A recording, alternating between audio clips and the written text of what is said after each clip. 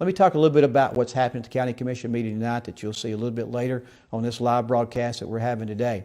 Commissioner McFarland will be here early at 6 o'clock. He's going to bring a guy by the name of Bill Ortzer around. He's going to talk about the steam engine that you've heard a little bit about, Watertown and getting the turntable there as they get prepared for that. But this will be kind of the history and maybe the future of what this steam engine looks like. So if you have a chance, it may be on tonight at 6 p.m. Not for sure if it's going to be on tonight at 6 p.m. or not with Miss Bush. But she's shaking her head, yes, it will be. But if you don't have a chance to tune in there and would like to come and listen to him in person, be at the courthouse commission meeting room at 6 o'clock, and we'll hear Mr. Bill talk about that. And we're thankful for Commissioner McFarland bringing him to our program tonight.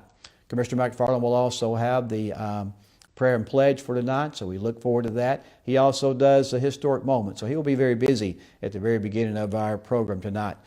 Commissioner Glover will have a special recognition resolution on Whip Cracking Rodeo, then what they've done for all the nonprofits in our county over the past little bit. If you know Mayor Craighead, was a large part of getting that started. We will tonight replace Mr. Jimmy Tate, which is resigning off the West Wilson Utility District Board.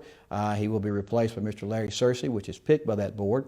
Also, it's a quarterly report, so you'll hear reports tonight from the Register of Deeds, Ms. Jackie Murphy, the trustee, Mr. Jim Major, the road superintendent, Mr. Steve Murphy. The Ag Center report will be given by Mr. Quentin Smith, and the Expo Center report will be given by Mr. Zendel Murphy, Director of Operations out there, and Marketing Director, Ms. Charity Toombs.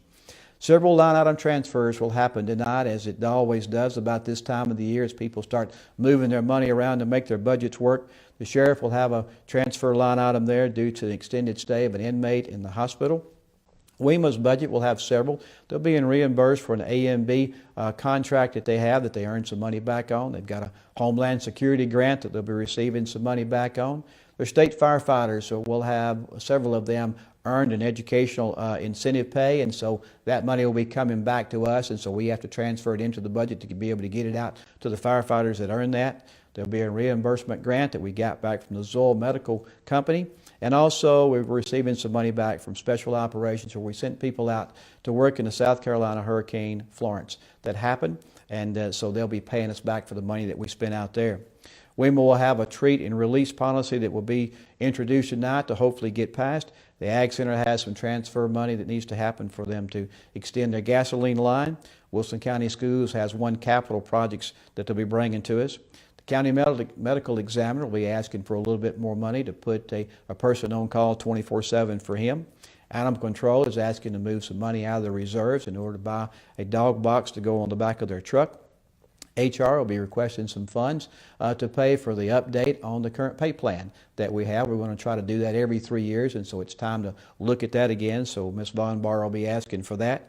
Juvenile Services will be increasing some money for their detention services there and charges that we have where we transfer juveniles over to Rutherford County to be held for a while. We'll have a transfer in the county clerk line. The voters designation resolution will come before us, and we're Philip Warren them. We're looking at cutting down the available places to go vote, but it would allow you to go to any place to vote, and so hopefully he'll come on this program at some time and give an education on that as well, because that's a resolution they're bringing from the County Commission tonight for some support. Then we'll have a bond tonight to approve for Aaron Maynard, which we have to do once a year, a bond that backs him in the financial side. And then we'll have 2 rezoning requests for tonight, and that will conclude our program for tonight. And you know, I appreciate the opportunity to come and speak to you today and to give you a little bit of insight on what's going to happen. And we look forward to either seeing you tonight in person or that you tune in on Channel 198. Thanks to the people that made this broadcast possible, and I hope you have a good day.